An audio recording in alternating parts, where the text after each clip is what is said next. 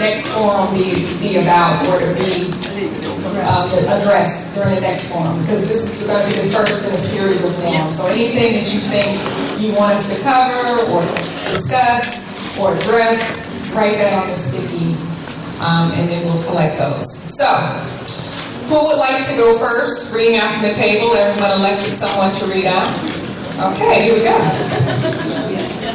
Miss Erin gave you the pen, so that means you have to do it. You want to hold it? You're talking to it. If you want.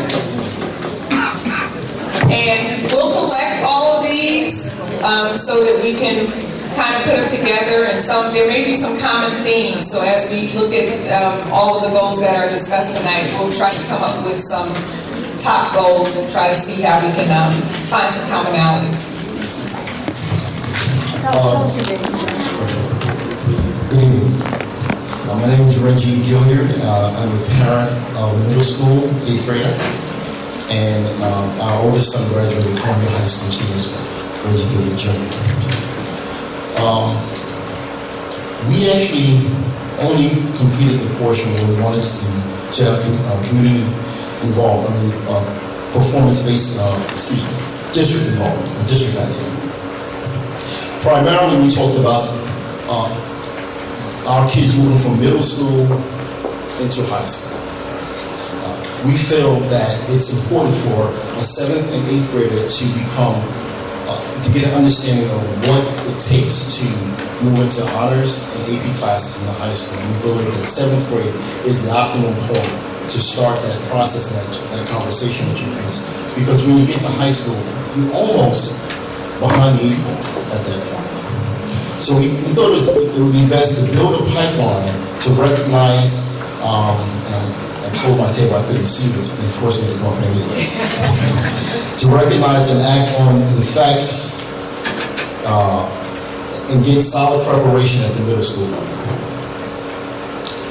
Because we think those are areas to start the success process. We also talked about getting the students involved at that level and educating the parents at that level as well. And then, thirdly, we want to start Naviance at the middle school level as well to get them involved. Because this way they get acclimated to what the college process looks like, start to understand the college process, starts to feel comfortable with the college process. Then a couple of us started talking about our personal stories as it related to our children and how they are matriculated through the middle school into the high school. But overall, we think that the district should start the process of getting kids involved with their education at the middle school level.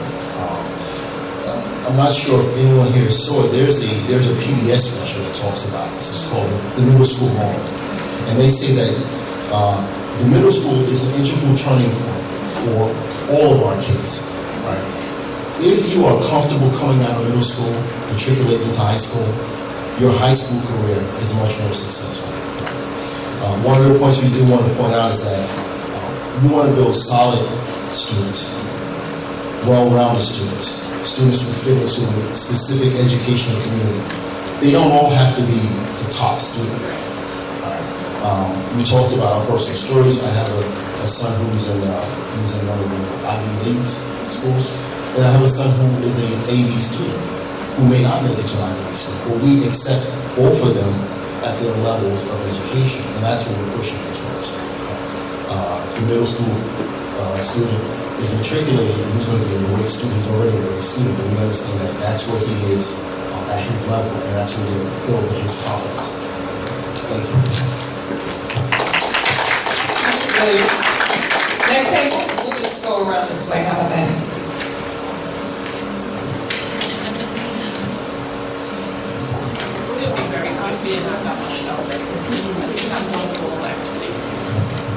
Hi.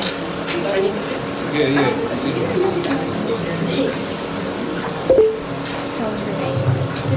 Oh, hi, I'm Abby Padmore. I had 4 kids in the district. I now have 3. I have a daughter that's at Montclair State, and I have 3 other kids in the district. 1 kid at Columbia, she's in the back. 1 at Clinton Elementary, and my son is at Marshall School. I also sit on the Marshall board. I'm the special ed liaison. I move around and get around a little bit. So our goal was really quick, and it kind of piggybacked off the first table actually. Our table thought that it's really important to reach the kids in the 9th grade and have a strategic plan for the entire 4 years that they're here. We didn't touch so much on middle school, but that's great. But once they get here in 9th grade, obviously with the child, the guidance department, which we think is very crucial in this goal that we have, and the parents, to really sit down with the child in 9th grade, figure out where they want to be by the time they graduate. Like, what's your 4-year plan? What's your goal? And obviously driven by the kid, because they have to lead the conversation. They have to be involved and invested in their education and all that stuff. So they're guiding this, this conversation, just to see where they're going to be in their 4 years. Because I've found in my experience with older and younger kids that if you don't have an idea what's offered and what's the sequence to get there, you find out that in the 10th grade and the 11th grade, you're like, oh shoot, you know what? My kid should have taken this class in the 9th grade. Now she's not going to get to class ABC in 12th grade, and now she's off track, she's upset, he's off track, he's upset. Now what do? Now they've lost interest. They're like, why bother? I'm already off the track. So they've lost, their way kind of thing. So if you can, and I've done this personally, and I think that if we do it as a community and with the guidance department, just kind of laying out a map, some kind of a strategic plan. Okay, you're in the 9th grade. What subject areas do you like to study? I love art. I'm great at art. Are you interested in taking AP art or whatever that is? How can we get there? What are the prerequisites of getting there? I know the big thing now in the district is math. Okay, so you love math. What math do you want to get to by 12th grade? How can we get there? If you're not in geometry in the 9th grade, how can we get to calculus in the 12th grade? That means that you have to get really good grades in the 9th grade, so you're invited to do summer geometry, so you can still be on that track. But oftentimes if you don't have the plan laid out, then the kid doesn't know that there are other options of them getting there by the 12th grade. Thank you. Gus, did you guys discuss at your table? Or?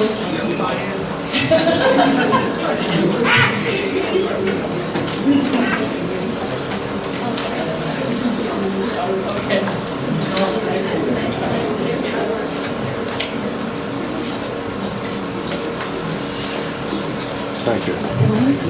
Hi, I'm Gus Steinberg. How are you? Hi. For those of you who know me, well, you know me. For those of you who don't, I came to Maplewood in 1965. I was Columbia High School class of 79. So I'm looking around the room and I'm thinking that I'm the only one here who can draw a line from then to now. Here's the roadmap to equity. It's not difficult. The road to success is paved with an unbridled linear pursuit of excellence.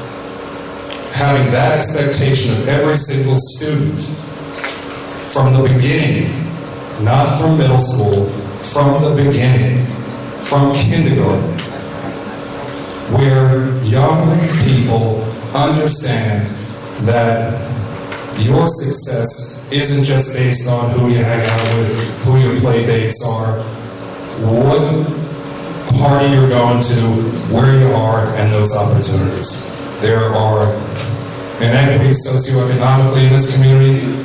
That's all communities. There are inequities racially in this community. That happens too. We want to fix it. We need to have the real discussions about it. We've got to stop dancing around this. There are some uncomfortable discussions that have to be had before we can actually present an opportunity for every single kid that comes through this district. The fact that vocational opportunities aren't presented in this building is crazy to me. I learned how to change oil, turn a wrench, do an alignment, change tires where the weight room is. And then when you were really good, Mr. Holland, who ran it, who owned Valley Texaco, would hire those students. And if he couldn't make his cut, Ricky Patillo, Mr. Patillo, who owned the Shell station, would hire them too. Every restaurant around here got their chefs and waitstaff from the home economics class, and that was a referral place. There was a metal shop, let's see where where the Black Box Theater is. There was a metal shop. I have an ironworker's book. Now, I build shows for a living, but I learned how to weld at Columbia High School in that classroom. If we're going to service our society, we have to look at our society as a whole. Our community, where we are, the entire picture. Once we take a look at that, we have to understand that we've got to win the moment, one moment at a time. That the only way the big picture becomes clear is when we align the pixels.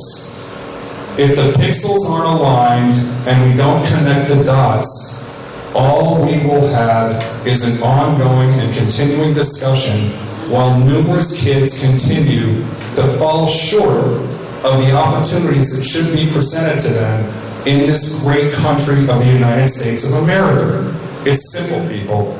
No disrespect to education, no disrespect to academia, no disrespect to anybody, but we've gotten away from the basic facts. If you expect excellence, excellence is the goal. I don't care if you're sweeping a floor or building a house or whatever it is you're doing. Teach that kid that being the best at that is the best way to be. I think that's all I got. Thank you, Brad. Our next table here in the back.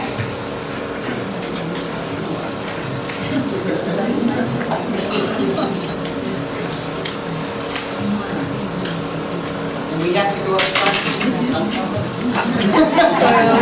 It wouldn't be fair to the people that went before you. We're not talking fair. You wrote from the protocol. Good evening.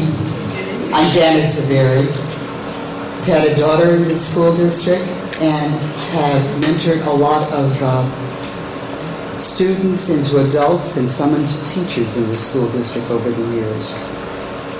And part of what I do professionally is I travel in other countries to find out what their education systems are like compared to ours. I'm going to tell you one little secret, though. The education problems that we're addressing did not start here, this year, or last few years. Even our executives have trouble competing against the products of other schools.